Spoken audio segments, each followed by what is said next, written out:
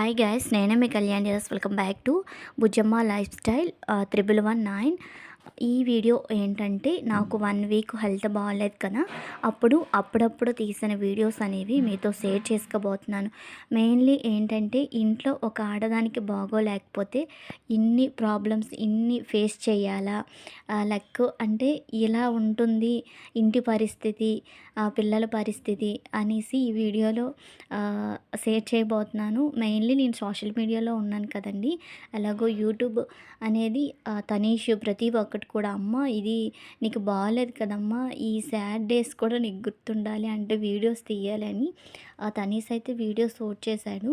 First day అంటే fever వచ్చి 2 days తర్వాత నేను హాస్పిటల్లో జాయినింగ్ అయ్యానని చెప్పాను కదా, ఇది సెకండ్ డే. అంటే థర్డ్ డే బన్నీ బాబు టిఫిన్ తినిపించింది. అంతవరకు ఫుడ్ అనేది తీసుకోలేదండి. థ్రోట్ ఇన్ఫెక్షన్ ఉందని చెప్పాను కదా, దానివల్ల వాటర్ కానీ లైక్ ఫుడ్ కానీ ఏం తినలేకపోయాను. చేతికి పెట్టున్నారు కదా నీడిలు, అది పెట్టి ఇంజెక్షన్స్ అయిన తర్వాత అప్పుడు కొంచెం పెయిన్ అనేది తగ్గి ఫుడ్ తీసుకున్నాను. అప్పుడు అది ఫస్ట్ డే. బన్నీ బాబు ఏమో ఇంట్లోనే ఇడ్లీ దోశ ప్రిపేర్ చేశానండి. రుబ్బుంది పులిసిపోతుంది కదా అని మా హస్బెండ్కి ఇలా అలా చెప్తుంటే అలా చేశారు. అతనికి అసలు ఈ 1 వీక్ అయితే మెచ్చుకోవాలండి.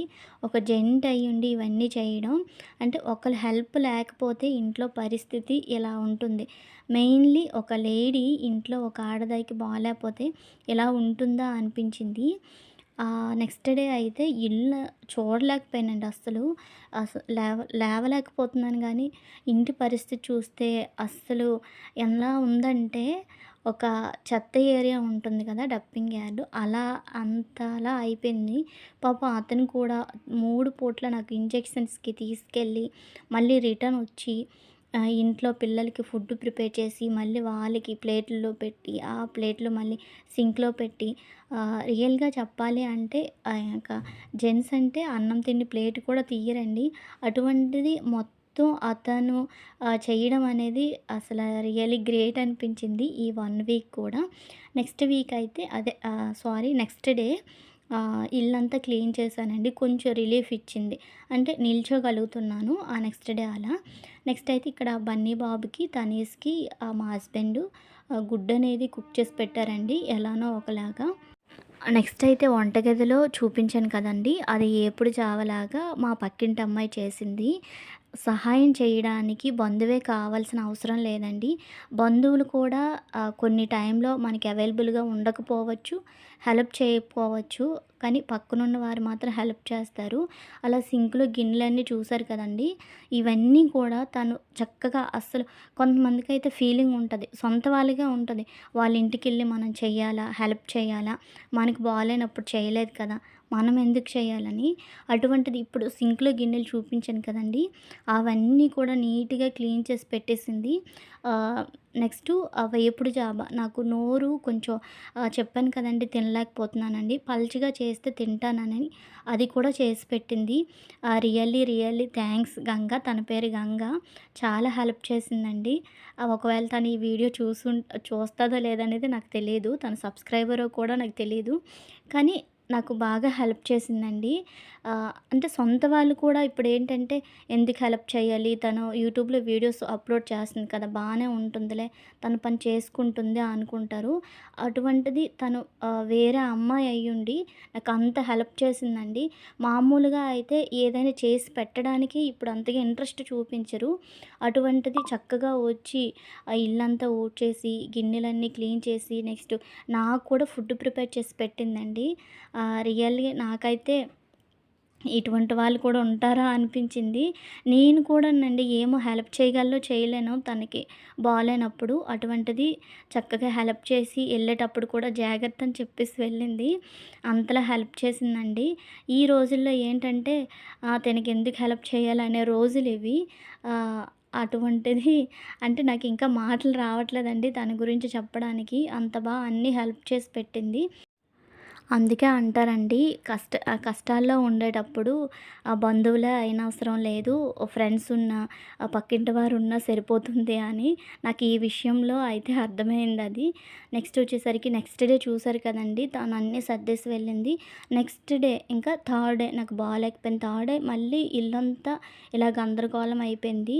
అతనైతే వాషింగ్ బట్టలు ఎక్కువ ఉండిపోయాయి. ఇంకా 4 డేస్ అయిపోతుంది. హాస్పిటల్‌కెళ్ళి 3 డేస్ అంటే, ఆ 2 డేస్‌వి ఈ బట్టలన్నీ ఉండిపోయాయని వాషింగ్ మిషన్ ఏశారు. బట్టలైతే అన్ని ఉండేయండి.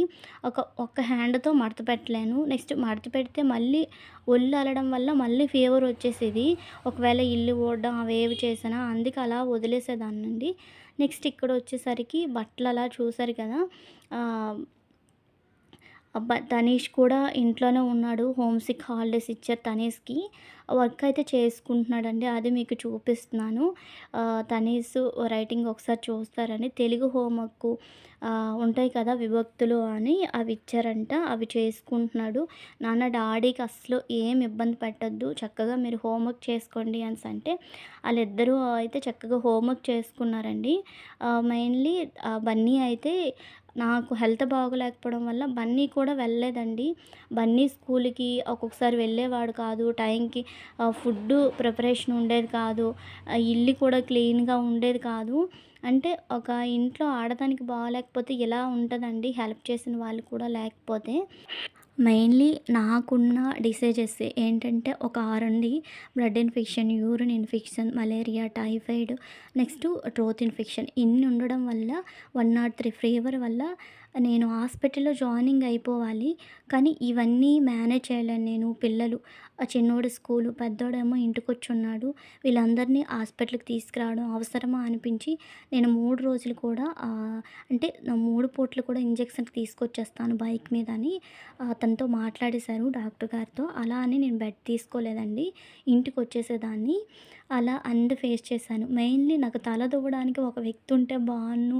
అసలు డైలీ వెళ్ళడం కదండీ! బట్టలు వేసుకోవడానికి ఇబ్బందయ్యేది. తల దువ్వడానికి కూడా ఇబ్బందయ్యేది. ఫస్ట్ టైము తనీస్ ఆడపిల్ల అయితే బావుండనిపించిందండి. ఆ విషయంలో అయితే ఆడపిల్ల అయితే నాకు తల దువ్వును కదా! వేరే వాళ్ళ కోసం నేను వెయిట్ చేయని అవసరం లేకపోయేది. ఎవరో వస్తారు, సాయం చేస్తారని చూడనవసరం లేకపోయేది. ఎలాగో హోమ్ సిక్ హాలిడేస్ ఇచ్చాడు. వాడే అన్ని హెల్ప్ చేసిందనిపించింది ఫస్ట్ టైము. నెక్స్ట్ అయితే మటను, బిర్యానీ చూసారు కదా! సండే రోజది. సండే రోజైతే నాకు ఫీవర్ కదా! మీరు బానే ఉన్నారు కదా! తనీస్ వచ్చి నుంచి ఏం ప్రిపేర్ చేయలేదు. తీసుకురండి అని వాళ్ళ కోసం బిర్యానీ, నెక్స్ట్ మటన్ కర్రీ అయితే ప్రిపేర్ చేసి పెట్టాను. ఈ బట్టలైతే అలా ఉండిపోయాయండి. అమ్మ నేను మడత పెట్టేస్తాను. నాకు హాస్టల్‌లో అలవాటు కదా! ధోబీకేసినవి నేనే మడత పెట్టి సూట్ కేస్‌లో సర్దుకుంటానని బట్టలన్నీ కూడా చక్కగా మడత పెట్టేశాడండి.